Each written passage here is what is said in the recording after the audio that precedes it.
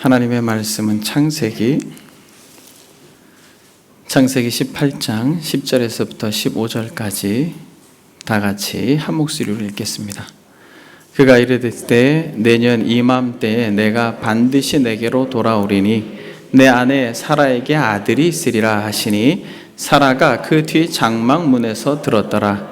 아브라함과 사라는 나이 많아 늙었고 사라에게는 여성의 생리가 끊어졌는지라. 사라가 속으로 웃고 이르되 내가 노쇠하였고 내 주인도 늙었으니 내게 무슨 즐거움이 있으리요. 여호와께서 아브라함에게 이르시되 사라가 왜 웃으며 이르기를 내가 늙었거늘 어떻게 아들을 낳으리요 하느냐. 여호와께 능하지 못한 일이 있겠느냐. 기한이 이를 때에 내가 내게로 돌아오리니 사라에게 아들이 있으리라. 사라가 두려워서 부인하여 이르되 내가 웃지 아니하였나이다. 이르시되 아니라 내가 웃었느니라. 아멘. 특별히 18장 14절 제가 한 번 더 읽어드리겠습니다. 여호와께 능하지 못한 일이 있겠느냐. 기한이 이를 때에 내가 내게로 돌아오리니 사라에게 아들이 있으리라. 아멘. 지난 시간에 우리는 변함 없으신 하나님에 대하여 말씀을 나누었습니다. 여러분, 살아계신 하나님께서 변하지 않으신다라는 것을 여러분 믿고 계십니까? 그는 변함도 없으시고 회전하는 그림자도 없으시니라 라고 말씀하셨습니다.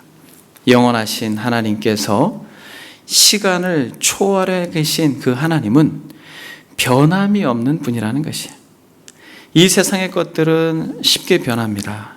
마치 달이 차고 기우는 것을 보는 것과 같이 그렇게 이 세상의 것이 변하는 것은 그렇게 놀라운 것이 아니에요. 죽음을 앞둔 사람의 맥박처럼 불규칙하게 뛰는 심장과 같이 변덕을 부리는 것이 세상이고 사람인 것입니다. 그러나 저와 여러분들이 믿고 소망하는 하나님은 변함없는 하나님임을 우리가 바라보고 또 그렇게 소망하는 것입니다. 여러분, 성숙한 성도는 어떤 특징이 있어요, 여러분? 이 성도가 성숙하다. 어떤 특징이 있습니까? 변함이 없어요. 하나님을 향한 마음에 있어서도 변함이 없고 또 그 성품에 있어서도 그 계획에 있어서도 정말 변함이 없는 모습을 드러냅니다. 제가 이 공동체를 섬기면서 참 여러분들을 대할 때 한결같은 모습을 보게 되면 참 성숙한 성도들이구나 이런 생각을 하게 됩니다. 우리 하나님은 성품에 있어서 변함이 없어요. 그의 자비와 그의 인자하심이 영원함이로다. 그리고 우리 하나님께서는 계획에 있어서도 변함이 없습니다. 그분이 계획하신 것은 반드시 이루세요. 우리 인간들은 연약해서 건물을 지으려고 그렇게 땅을 파지만 기초를 세우지만 건물을 온전히 짓지 못하는 경우들이 있습니다만 하나님께서 건물을 짓기를 원하신다면 완벽하게 그의 능력으로 이루심을 믿습니다. 그것이 구원의 계획이에요. 구원의 건물을 완벽하게 이루시고 이루어가고 계신 것입니다. 그리고 여러분, 하나님께서 이 구원의 계획, 이것을 우리에게 약속하셨는데 하나님은 약속에 있어서도 변하지 않아요. 연약한 사람들은 어떻습니까? 약속하고 쉽게 그 약속을 바꾸는 것이 연약함이에요. 그러나 저와 여러분들이 믿고 소망하는 하나님은 약속에 있어서도 변하지 않습니다. 그 변하지 않는 하나님은 우리가 어디서 볼 수 있다고 제가 지난주에 힘주어서 말씀드렸습니까? 십자가에서 아들을 매달고 나는 너를 향한 사랑이 변하지 않아. 너를 향한 계획이 변하지 않아. 너와 한 약속 나 끝까지 지킬 거야. 아들을 십자가에 매달고 찢으시면서 이 땅을 살아가는 참으로 어리석고 연약한 인생들에게 그렇게 하나님 자신의 변함없으심을 약속하시는 것입니다. 여러분, 우리는 그 하나님을 믿습니다. 근데 여러분, 영원하신 하나님, 변함없으신 그 전능자께서 오늘은 사라에게 이렇게 말씀합니다. 여호와께 능치 못한 일이 있겠느냐? 기한이 이를 때에 내가 내게로 돌아오리니 사라에게 아들이 있으리라. 여러분, 오늘은 저와 여러분들이 조금만 집중해서 전능하신 하나님에 대하여 한번 생각해 보길 원합니다. 여러분들이 하나님을 믿고 소망하는데 그분이 전능하시다라는 걸 여러분 정말 확신하십니까? 아니, 정말 확신하냐고요? 아멘을 우리가 같이 하셨는데, 정말 전능하시다라고 말할 때 능치 못한 일이 있겠느냐라고 하신 거예요. 그분이 하시면 다 된다는 것입니다. 사라는 이걸 못 믿었어요. 24년 전에 약속했습니다. 하늘의 별처럼 아브라함의 후손을 많게 해주겠다라고 약속했는데 24년이 지났어요. 못 믿겠습니다. 비웃음밖에 나오지 않아요. 그러나 우리 주님이 말합니다. 능치 못한 일이 있겠느냐? 능치 못한 일이 있겠느냐? 창세기 17장에 보면 하나님께서 아브라함에게 사라에게 동일하게 말씀하신 것처럼 이렇게 말씀하십니다. 아브라함의 99세 때에 여호와께서 아브라함에게 나타나서 그에게 이르시되 나는 전능한 하나님이라. 나는 전능한 하나님이라. 너는 내 앞에서 행하여 완전하라. 이게 무슨 말이냐면 내가 전능하니까 그 믿음을 지키고 불안해하지 마, 흔들리지 마. 그렇게 행동하렴. 과거와 현재와 미래를 사진으로 딱 찍어서 보시는 분께서 시간에 매여있는 우리의 연약함을 아시고 나는 전능한 하나님이니까 행위에 있어서 완전하라고 말합니다. 불안해하지 말라고 말해요. 두려워하지 말라고 말하는 거죠. 아브라함에게도 하나님이 나는 전능하다라고 약속하셨고 사라에게도 나는 전능하다라고 말했습니다. 여러분, 어려운 표현으로 히브리 말로 전능한 하나님이 무엇이에요, 여러분? 엘샤다이. 엘은 이 고대 사회의 이방인들도 절대자라고 하는 개념으로 알고 있었던 그런 단어예요. 엘이라고 하는 게. 그래서 엘이라고 하는 것은 능력, 힘, 권세라고 하는 뜻입니다. 그리고 샤다이는 이것은 무슨 뜻이냐면 샤드에서 나온 말로서 모든 필요를 충분히 공급하시는 분이라는 뜻이에요. 그러니까 능력으로 모든 것을 공급하실 수 있는 분이라는 것이에요. 여러분 믿습니까? 여러분들의 필요, 여러분들의 현실의 필요, 그것이 영적인 것이든 현실적인 것이든 그것이 무엇이든 간에 우리가 예배하는 그분이 그 모든 것을 공급하시는 분이에요. 여러분, 우리는 삶 속에서 그걸 경험하고 있지 않습니까? 그분이 하시면 되는 것이에요. 그래서 여러분, 이 샤다이라고 하는 이 말에 또 더 깊은 의미가 무엇이냐면 기뻐하시는 뜻을 위하여 반드시 행하시는 분이라는 것이에요. 그러니까 엘샤다이라고 하는 이 전능하신 하나님은 이것을 어떻게 해석할 수 있냐면 하나님의 능력은 그분이 기뻐하시는 뜻을 따라서 무엇이든 하실 수 있다라고 하는 의미입니다. 다시 말하면 하나님께서 뜻하신 일은 어떻게 된다는 거예요? 반드시 된다라는 것이에요. 그것이 변함없으시고 그것이 영원하신 것입니다. 그래서 하나님의 성품은 절대로 구분되지 않아요. 영원하심이, 변함없으심이 전능하심과 대칭되지 않습니다. 하나님의 성품은 완전해요. 우리의 이 육체와 같이 하나님의 진리가 완전한 체계를 가지고 있는 것처럼 하나님의 성품은 빈틈이 없어요. 여러분, 하나님께서 뜻하신다면 폭풍도 잠잠하게 하실 수 있는 것입니다. 하나님께서 뜻하신다면 죽은 태에서 이삭을 출생시킬 수 있는 것이고 하나님께서 뜻하신다면 죽은 나사로도 살릴 수 있는 것이에요. 여러분, 우린 이걸 믿는 것이에요. 이 하나님을 믿는 것입니다. 하나님이 뜻하신다면 그 뜻이 온전히 이루어지는 것이에요. 그래서 이것을 어렵게 마틴 로이드 존스 목사님이 이렇게 설명을 해내요. 주보의 성경 나눔에 보게 되면 하나님의 뜻이라고 이렇게 표현하고 있는데, 하나님의 전능은 시행되고 있는 하나님의 뜻입니다. 여러분, 이게 어려운 표현 같지만 하나님의 뜻은 반드시 이루어진다라고 하는 의미예요. 우리는 성경에서 하나님의 뜻에 대하여 매우 자주 봅니다. 그리고 사람들은 하나님의 뜻에 대하여 관심이 되게 많아요. 하나님의 뜻이 무엇일까? 예를 들어 바울이 모든 일을 그 마음의 원대로 역사하시는 자의 뜻에 대해 기록합니다. 하나님의 뜻은 무엇일까요? 하나님의 뜻은 모든 것, 모든 존재의 궁극적인 근거입니다. 여러분, 이게 어려운 표현 같지만 제가 조금 더 설명하겠습니다. 하나님의 뜻은 모든 것, 모든 존재의 궁극적인 이유예요. 궁극적인 근거가 바로 하나님의 뜻이고 하나님의 전능입니다. 하나님의 뜻은 지금까지 일어났던 모든 일과 앞으로 일어날 모든 일의 궁극적인 설명입니다.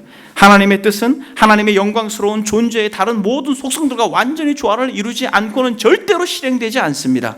변함없으심, 영원하심, 전지하심, 전능하심, 하나님의 사랑, 하나님의 자비, 하나님의 긍휼, 이런 모든 하나님의 성품이 연합하여서 하나님의 뜻이 하나님의 전능 가운데 아름답게 결론 지어지게 되는 것이에요.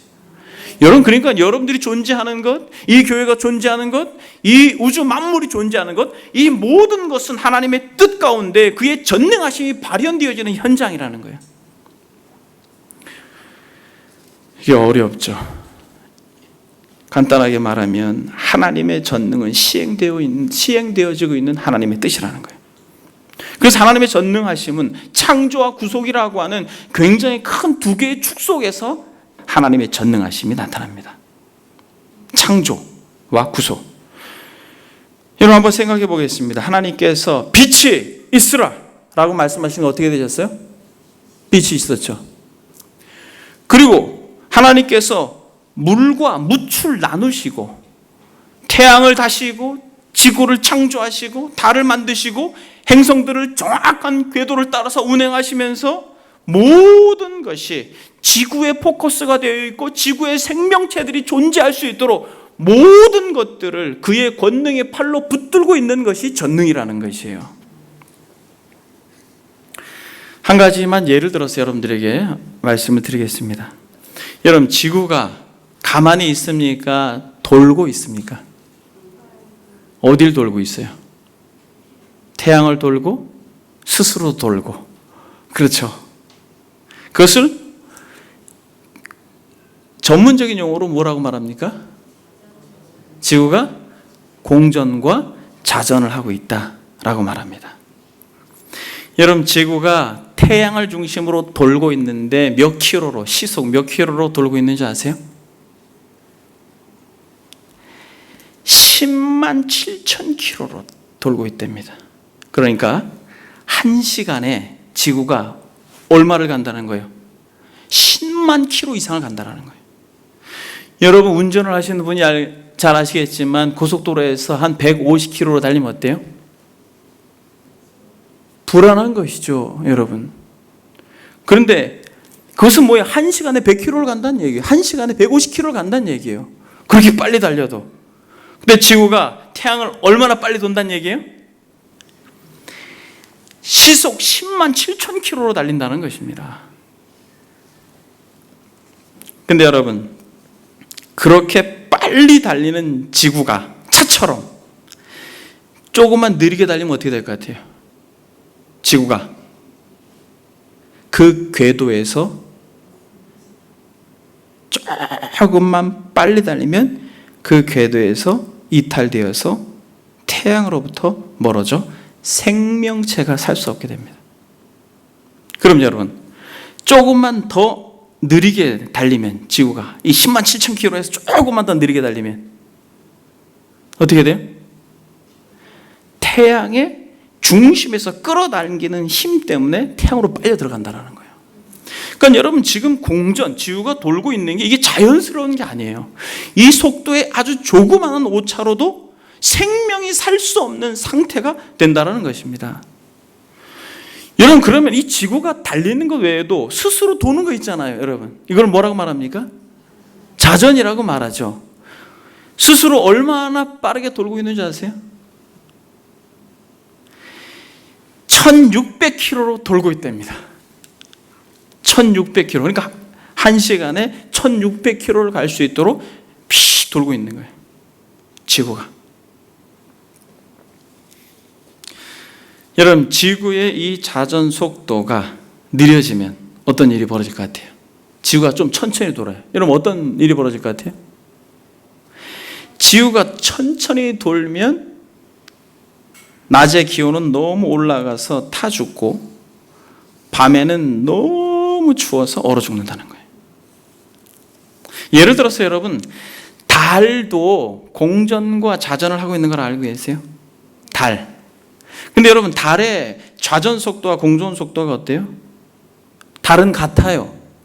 그래서 지구를 한 바퀴 돌 때 27일 정도. 그런데 이 지구를 한 바퀴 돌면서 스스로 자전도 한 달이 걸린다는 거예요. 그래서 약 14일은 낮이고 약 14일은 밤이라는 것이에요. 그래서 이 낮 14일은 섭씨 몇 도까지 올라가요? 과학자들이 연구한 결과 125도까지 올라간다는 거예요. 그러면 밤에는 영하 160도까지 내려간다는 거예요. 이처럼 여러분, 자전 속도가 빨라지고 느려지는 것에 있어서도 생명체가 사느냐 못 사느냐가 결정되어지는 것이에요. 여러분, 자전 속도가 빨라지면 빨라질수록 온도 편차가 줄어들겠죠. 그렇죠? 그러면서 무슨 일이 벌어지냐면 해일과 폭풍이 일어남으로써 또 동일하게 빨라져도 사람이 생명이 살 수 없는 그런 지구가 된다는 거예요. 그러니까 이 로이드 존스 목사님이 하나님의 전능은 시행되고 있는 하나님의 뜻이다 라고 말하고 있고, 바로 하나님의 뜻이 무엇일까요? 하나님의 뜻은 모든 것, 모든 존재의 궁극적인 근거입니다. 하나님의 뜻은 지금까지 일어났던 모든 일과 앞으로 일어날 모든 일의 궁극적인 설명입니다. 이 말이 여러분들에게 이해되어지길 바랍니다. 그러니까 여러분, 지금 지구가 존재하는 것도 하나님의 전능하심이고 그 뜻이 진행되어지는 존재라는 것이에요. 그럼 여러분, 이것 외에도 우리가 조금만 연구를 해보면 태양과의 거리가 가까워도 문제고 멀어도 문제고, 그렇죠? 여러분, 지구의 크기가 지금보다 커도 문제고 작아도 문제고, 그리고 지구의 표면이 지금보다 두꺼워도 문제고 얇아도 문제예요. 여러분, 다 생명체가 살 수가 없어요. 지구의 이 자전축이 지금보다 조금 더 기울어져도 문제고 서도 문제인 것이에요. 이 모든 것이 하나님의 전능하신 지혜로, 능력으로 만드시고 유지하시고 보호하시고 지탱하시고 계신데 지구만 그래요? 여러분, 지구만 그래요? 지구만 그렇습니까? 지구만 여러분 그렇게 유지해서 생명체가 살 수 있도록 하나님께서 전능하신 손으로 붙들고 있는 것이에요? 누구도? 당신도. 여러분, 여러분들의 온도가 36.5도가 유지되어지는 게 자연스러운 게 아니에요. 여러분, 온도가 1도만 올라가 보십시오. 온도가 1도만 내려가 보십시오. 우리는 정상적인 삶을 살 수가 없는 것입니다. 여러분들 피가 지금부터 조금만 물고 보십시오. 우리는 상처가 나면 피가 멈추지 않아가지고 곧 죽을 것이에요. 우리의 피가 조금만 물고도, 조금만 옅어도 여러분, 우리는 살지 못하고 또 조금만 더 피가 묽지 않고 조금만 더 피가 지금보다 더 걸쭉해도, 이 표현이 좀 이상해요, 여러분. 여러분, 우리는 제대로 살 수가 없는 것이에요. 혈관의 연약함에 탁 그 피가 멈춰가지고 그대로 우리는 기형적인 인생을 살든지 생명이 다할 것입니다. 여러분, 하나님의 전능하심이라고 하는 것을 막연하게 생각하지 마십시오. 존재하는 모든 존재의 궁극적인 원인이요 이유가 되는 것입니다. 근데 여러분, 이렇게 역사가 진행되어지고 사람이 존재하는데 이러한 하나님의 전능하신 능력, 하나님의 이 전능하신 역사, 이것이 창조 속에서 나타나는데 더 하나님의 전능하심의 역사가 무엇에 나타난다고 성경은 구구절절히 이야기하고 있습니까? 정말 많은 부분 이야기하고 있는데 하나님의 구속의 역사 속에서 하나님의 전능하심은 능력이 나타나요. 이삭의 출생도 마찬가지지만 이삭의 출생으로 말미암아 이스라엘 백성들을 태동케 하고 애굽이라고 하는 그 나라에서 종살이 할 때 그 이스라엘 백성들을 80세 노인 이 모세를 불러가지고 나타내 보이는 게 하나님의 전능하심 아닙니까? 10가지 재앙을 이스라엘 백성들을 그 애굽의 땅에서, 그 종의 땅에서 건져내실 뿐만 아니라 홍해를 가르시고 만나와 메추라기로 굶주린 배를 채우시는 전능하신 능력이 구원의 역사 속에 나타나죠. 이 구원의 역사 속에 하나님의 전능하심이 정점을 찌른 게 무엇이에요? 바로 이삭을 출생케 한 동정녀 몸에서 나신 예수 그리스도가 하나님의 전능하심의 아주 결정체입니다. 그래서 여러분, 예수 그리스도를 믿는다라고 말할 때 우리는 하나님의 전능하심을 보아야 되는 것이에요. 그의 변함없으심을 보아야 되지만은, 그 영원하심을 보아야 되지만은, 그 그리스도의 성신 가운데, 그리고 그의 죽으심과 부활 가운데 우리는 하나님의 전능하심을 거기서 보고 그 전능하심을 노려야 되는 것이에요. 왜냐하면 그 죽으심과 부활의 영광 가운데 누구도 저와 여러분들의 영혼, 육체를 살리는 것뿐만 아니라 저와 여러분들의 영혼을 살리게 하기 위하여서 아들을 하늘에 매달고 그 전능하심을 그렇게 나타내 보이신 것이. 그래서 여러분, 바울은 로마서에서 창세로부터 그의 보이지 아니하는 것들, 곧 그의 영원하신 능력과 신성이 그가 만드신 만물 가운데 분명히 보여 알려졌다라고 말하고, 또 뿐만 아니라 사도행전 17장에 보면 만민에게 생명과 호흡과 만물을 친히 주심이라고 말하며, 창조하신 전능자께서 우주 만물을 지탱하시고 우리의 코에 온기를 유지하시고 음식을 먹을 때 소화가 되게 하는 모든 것들이 우리가 잘나서가 아니라는 것이에요. 여러분, 우리가 운전을 하면서 일상생활을 유지하고 그렇게 삶을 살아가는 것이, 여러분, 우리가 이 코로나로 인해 잘 알지 않습니까? 우리가 잘나서 그런 것이 아니에요. 하나님이 모든 것에서 보호하시고 지키시고 붙드시고 그의 전능하심으로 우리를 사랑하셔서, 그런데 그것에서 멈추지 아니하고 10가지 재앙으로 홍해를 가르시고 만나와 메추라기로 죄와 사망 가운데서 마치 애굽에서 건져낸 이스라엘 백성처럼 우리를 건져내신 저와 여러분들이 살아난 영혼은 하나님의 전능하심의 정점이라는 것이에요. 여러분, 이것을 오늘 본문이 하나님께서 이 전능하심을 오늘 본문의 씨앗으로 담아놓은 거예요. 여호와께 능치 못한 일이 있겠느냐? 기한이 이를 때에 내가 내게로 돌아오리니 사라에게 아들이 있으리라. 여러분, 이것은 그냥 아브라함 한 사람, 사라 한 사람에게 한 말이 아니에요. 지금도 저와 여러분들에게 하시는 전능자의 음성임을 믿습니다. 능치 못한 일이 있겠느냐? 여러분, 정말 태가 죽은 것처럼 답답한 일이 있어요? 태가 죽은 것처럼, 마치 사라의 태가 죽고 자신의 남편은 늙어서 별 볼 일 없는 것 같이 막막한 현실이 있습니까? 여러분, 주의 음성으로 들으십시오. 여호와께 능하지 못한 일이 있겠느냐?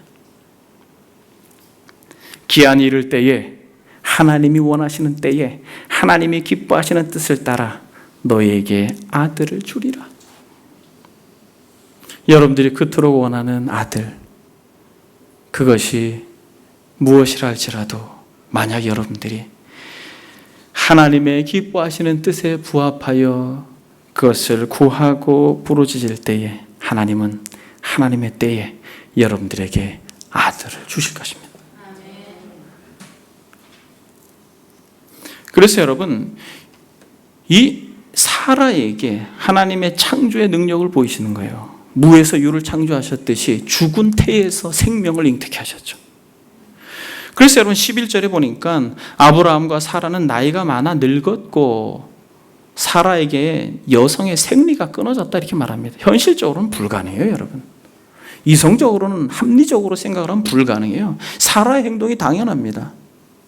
근데 하나님은 이 창조의 능력을 사라의 태 가운데 이루시겠다는 거예요. 그리고 여러분, 이 구속의 능력을 오늘 본문에서도 보여주고 있는데, 여러분 무엇입니까?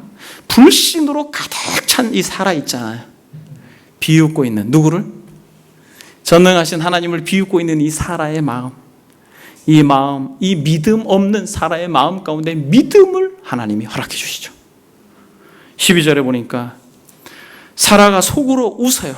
킥킥킥거리고, 내가 노쇠하였고 내 주인도 늙었으니 내게 무슨 즐거움이 있으랴. 이렇게 킥킥거리고 웃으면서 전능하신 하나님을 비웃고 있는 이 사라의 불신, 즉 믿음 없음을 하나님께서 회복시킵니다.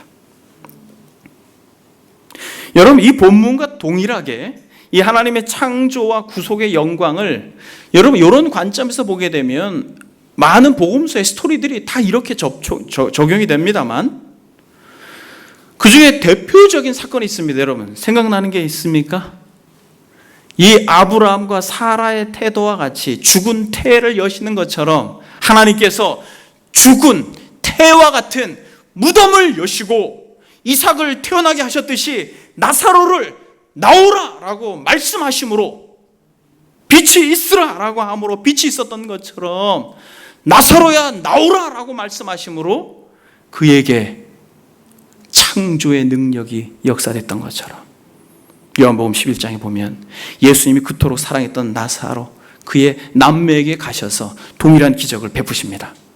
그래서 여러분, 창조의 능력을 행하시는 것이에요. 죽은 지 나흘이나 됐습니다. 그래서 썩어서 냄새가 나요. 그러나 하나님은 말씀하십니다. 나사로야 나오라 라고 하니까, 여러분 보세요. 도무지 불가능한 것입니다. 불가능해요. 가능하지 않아요. 그러나 어떤 일이 벌어집니까? 칭칭 동여맨 그 헝겊을 그대로 간직한 채로 무덤 가운데에 나오는 것이에요. 여러분, 이 창조의 능력이 전능자를 믿는 저와 여러분들에게 경험될 줄 믿습니다. 여러분, 나오는데 동일하게 사라와 같이 여러분 누가 이걸 방해해요?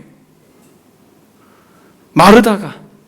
주님께서 이틀이나 머물고 그 소식을 듣고 그렇게 다시 나사로의 집으로 왔습니다. 무덤 가운데로 왔어요. 멀찌감치 있다가 마르다가 달려나오면서 주님을 붙들고 뭐라고 말해요? 주님, 주께서 여기 계셨더라면 내 오라비가 죽지 않았을 것입니다. 그가 생각할 때, 그가 이성적으로 생각할 때, 그가 합리적으로 생각할 때 나사로가 죽기 전에 오셨어야지.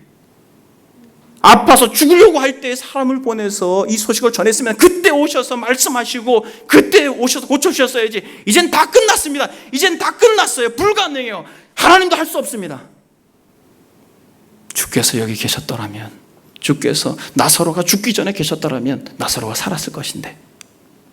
원망해요. 울어요. 엉엉 울면서 주님의 가슴을 치. 그래서 무덤 가까이로 가니까 마르다가 또 나와요. 마르다가 뭐라고 말합니까? 똑같이 얘기해요. 주께서 여기 계셨더라면, 얼마나 주님을 의지했으면. 원망해요. 나는 부활이요 생명이니 나를 믿는 자는 죽어도 살겠고 살아서 나를 믿는 자는 영원히 죽지 아니하리라. 내가 이것을 믿느냐? 주님께서 그렇게 말합니다. 나사로가 어디 있느냐? 여러분, 마르다가 또 툭 튀어나와가지고 뭐라고 말해요? 주님, 안 됩니다. 주님도 안 돼. 주님, 불가능해요. 죽은 지 나흘이나 돼서 냄새가 납니다. 써서 냄새가 나요. 불가능해요. 도저히 살릴 수 없어요. 여러분, 주님이 우셔요.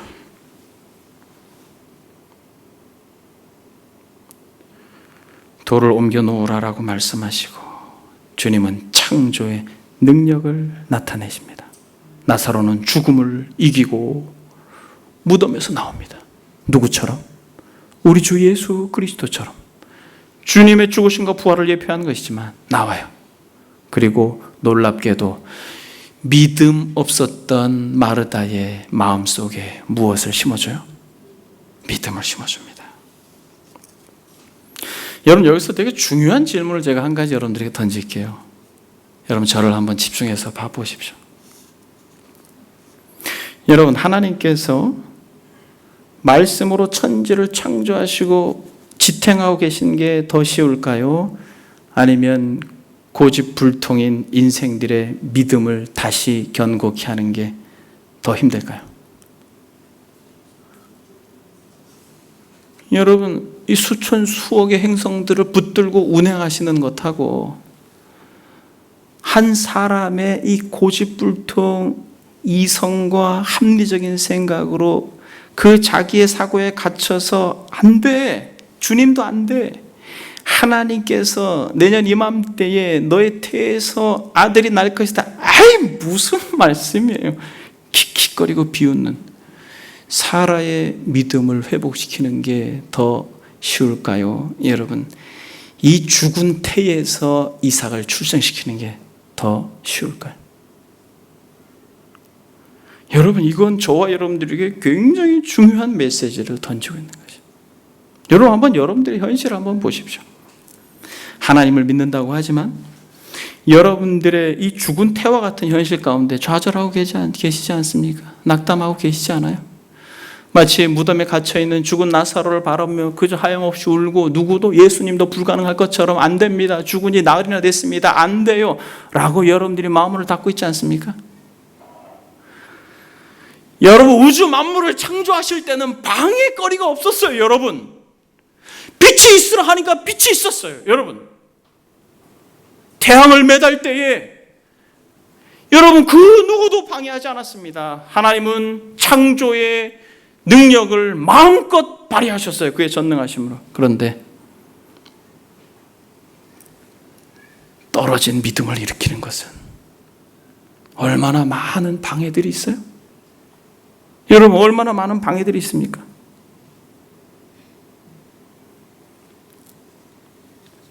모든 상황들, 현실들, 환경들에 막혀가지고 죽어서 나흘이나 돼서 냄새가 나서 안 된다는 거예요. 내 태는 지금 죽었기 때문에 자식을 못 갖는다는 것이에요. 시간과 공간에 제약되는 그 인간의 연약함들을 그냥 마음껏 드러내면서 하나님까지도 철저히 제한하고 그의 전능하심을 무시하고 업신여기는 삶의 태도를 가지고 있는 것이 바로 저와 여러분들이지 않습니까?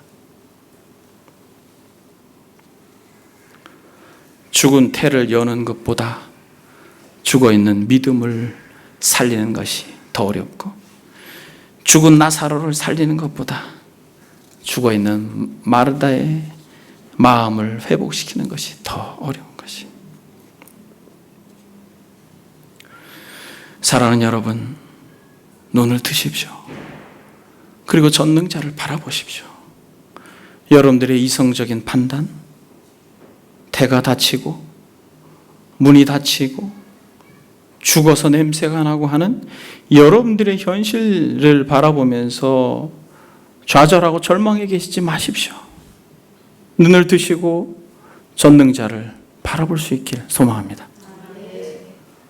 우리의 이성과 합리적인 생각을 앞세워서 전능자를 함부로 판단하지 않기를 바랍니다. 여러분, 우리의 생각은 어린아이와 같아요.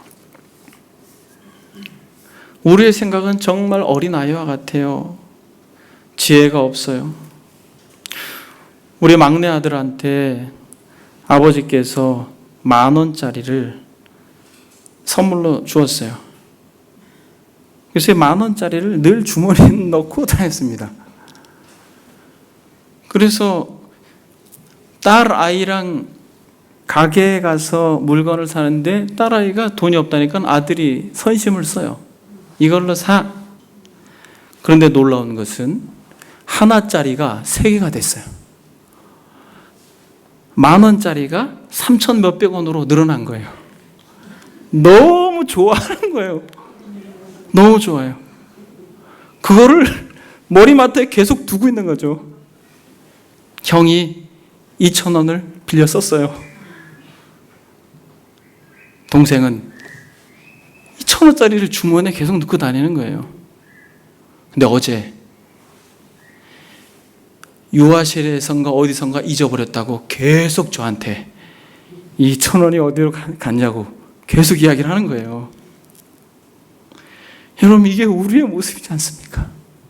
여러분, 제가 그걸 보면서 하나님이 우리를 보시면 이렇게 보시겠구나. 계산이 달라요. 여러분, 하나님의 계산과 우리의 계산이 달라요. 저는 신앙생활을 하고 사역을 하면서 하나님의 계산과 이 사람의 계산이 이렇게 다르구나. 여러분, 그것을 경험합니다.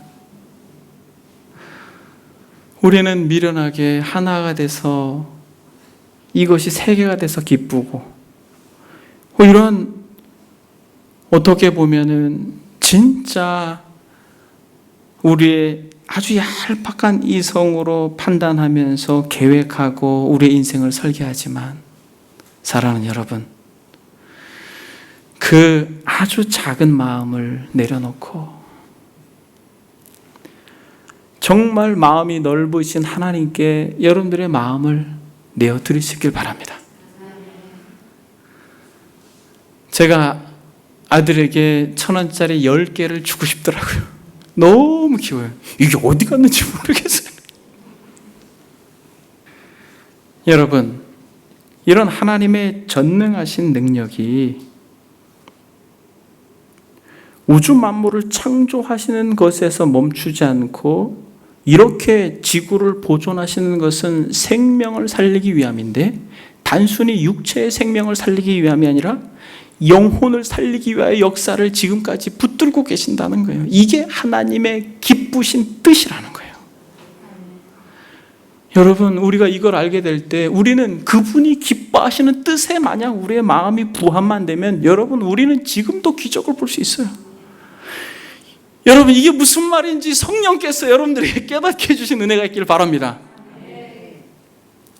주님께서 지금 역사를 붙들고 그렇게 지금까지 계속 운행하고 계신 것은 생명을 살리기 위함인데, 이것이 단순히 고기 덩어리인 육체를 살리기 위함이 아니라 영혼을 살리기 위해서 역사를 유지하고 계시고, 그것을 위해서 하나님은 아들을 매달으셨을 뿐만 아니라 여전히 지금도 전능하심을 나타내 보이신다라는 것이에요.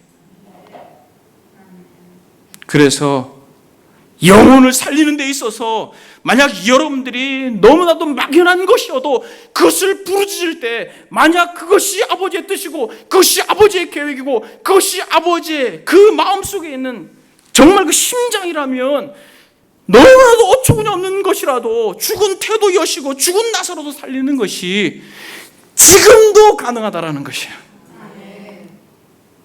전능하신 하나님은 지금도 역사하신다라는 거예요. 여러분, 주보를 한번 보겠습니다. 마틴 로이드 존스 목사님은 이 전능하심을 영혼 구원으로 그대로 귀결시키고 있어요. 하나님께서 전능하십니다. 하나님께서는 자신의 전능으로 모든 일을 자신이 하시고자 하는 대로 성취하십니다. 여호와께 능치 못한 일이 있겠느냐라고 하나님께서는 아브라함에게 질문하셨습니다. 그리고 천사 가브리엘은 마리아에게 대저 하나님의 모든 말씀은 능치 못하심이 없느니라. 하나님의 힘, 하나님의 능력, 하나님의 위력은 무한합니다. 나는 바울이 에베소의 첫 장에서 언급한 하나님의 능력보다 하나님의 능력을 더 위대하게 표현한 곳은 없다고 생각합니다. 그의 힘의 강력으로 역사하심을 따라 믿는 우리에게 베푸신 능력의 지극히 크심이 어떤 것을 너희로 알게 하시기를 구하노라. 그 능력이 그리스도 안에서 역사하사 죽은 자들 가운데에서 다시 살리시고 하늘에서 자기 오른편에 앉히사. 할렐루야. 우리는 만일 하나님의 전능이 없었다면 우리에게 전혀 소망이 없었다는 것을 실감하기를 원합니다. 하나님의 전능이 아니면 단 한 영혼도 구원할 수 없을 것이라고 나는 경외심을 가지고 말합니다. 그러나 감사하게도 하나님께서 전능하십니다. 그래서 우리는 주 예수 그리스도 안에서, 그리고 주 예수 그리스도로 말미암아 하나님의 전능에 의해 구원을 받습니다. 사랑하는 여러분, 저와 여러분들이 예수 그리스도를 믿고 이처럼 하나님을 찬양하고 경배하고 그를 즐거워할 수 있는 것은 이 세상을 붙들고 있는 이유라는 거예요. 여러분, 우리가 예수 그리스도를 믿은 것이 하나님의 전능하심의 정점이라는 거죠. 바울이 에베소에서 말하고 있는 것처럼 그 능력이 그리스도 안에서 역사하사 죽은 자들 가운데 다시 살리시고, 죽은 나사로를 살렸듯 죄와 허물로 죽었던 저와 여러분들을 살리는 것은 바로 전능하신 하나님의 아름다운 열매요, 결과요, 궁극적인 목적이라는 것입니다.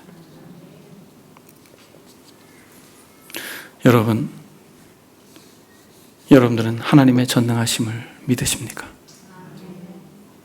저는 이 교회의 시작이 그 전능하신 손으로 말미암아 시작되었고, 지금도 그 뜻을 이루는데 저와 여러분들을 도구로 사용하고 계시다고 믿습니다. 혹시 여러분 만약 사라와 같이 웃고 계시다면, 하나님을 비웃고 계시다면, 여러분 이 음성을 들으십시오. 여호와께 능하지 못한 일이 있겠느냐? 여러분, 왕에게 그 권위를 박탈하면 그를 폐위시키는 것입니다. 이 말은 무슨 말이냐면, 하나님께서 전능하시다라고 하는 걸 여러분들이 진실로 믿지 않는다면 여러분들은 하나님을 하나님의 자리에서 폐위시키는 거라는 것이에요. 사라가 그랬고 마르다가 그랬습니다. 민수기 11장에 보게 되면 모세는 이렇게 불신합니다.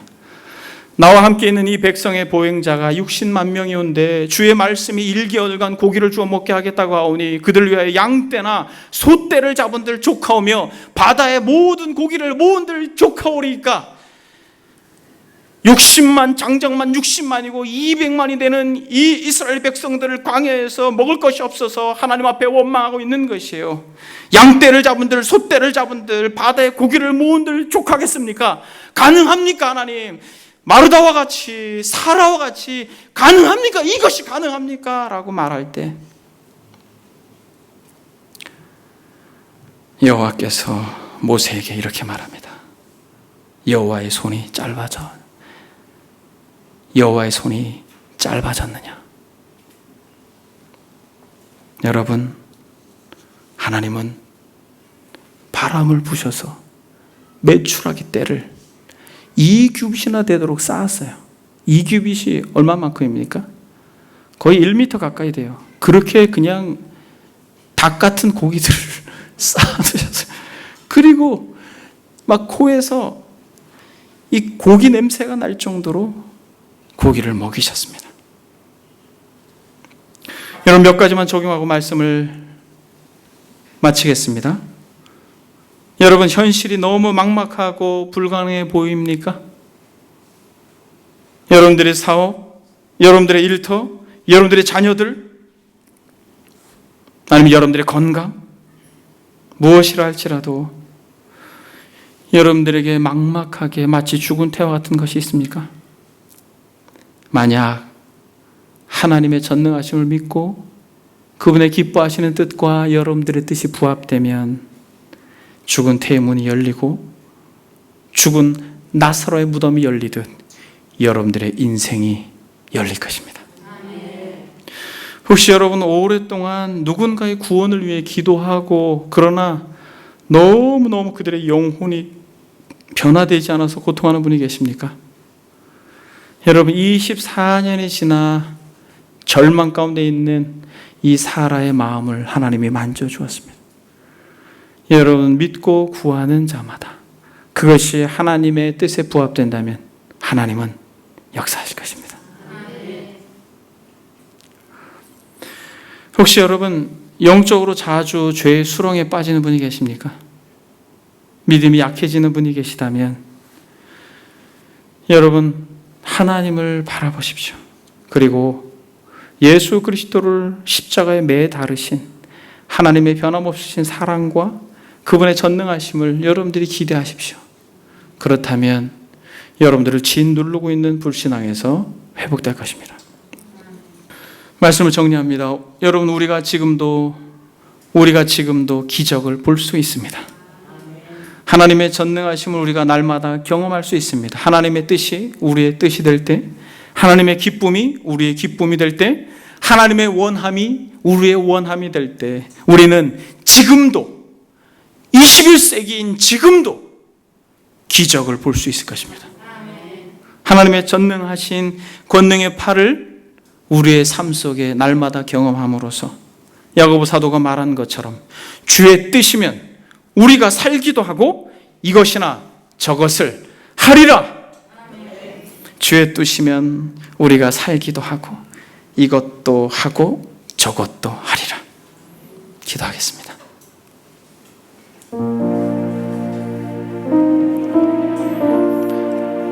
여러분, 사라의 믿음 없음을 회복시키는 것이 더 어려웠다. 마르다의 이 믿음 없는 마음을 회복시키는 것이 더 어려웠다라고 하는 것을 요거 한 가지만 기억하십시오. 우리의 계산과 하나님의 계산은 달라요. 여러분 그걸 보십시오. 여러분들의 삶에 다친 태와 같은 것이 있다면 걱정하지 마세요. 여러분 아버지가 계십니다. 전능자께서 계셔요. 여호와의 손이 짧아졌느냐? 여호와의 손이 짧아졌느냐? 이 음성을 여러분들의 마음속에 간직하고 하나님 앞에 이 시간 들은 말씀 생각하면서 기도합니다. 기도하겠습니다. 여호와의 손이 짧아졌느냐? 여호와께 능치 못한 일이 있겠느냐? 주님, 우리의 얄팍한 생각과 이성과 합리적인 생각으로 하나님의 말할 수 없는 계획과 그 전능하신 능력을 제한하지 않도록 오 하나님 우리의 믿음 없음을 긍휼히 여겨 주옵소서. 아버지 하나님 마치 다친 태와 같이 죽은 나사로와 같이 냄새가 나고 절망적인 순간이어도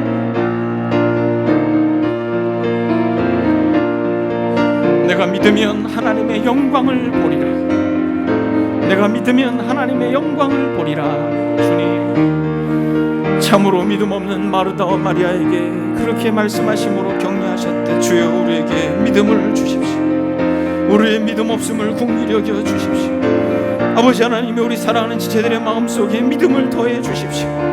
아버지 어린아이와 같이 얄팍한 생각으로 우리의 믿음을 떨어뜨리지 않도록 우리의 믿음 없음을 긍휼히 여겨 주옵소서.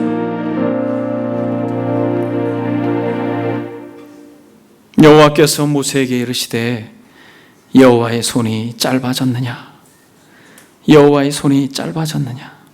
주님, 주께서 능치 못한 일이 있겠느냐라고 하는 이 질문 앞에 우리가 경험한 현실,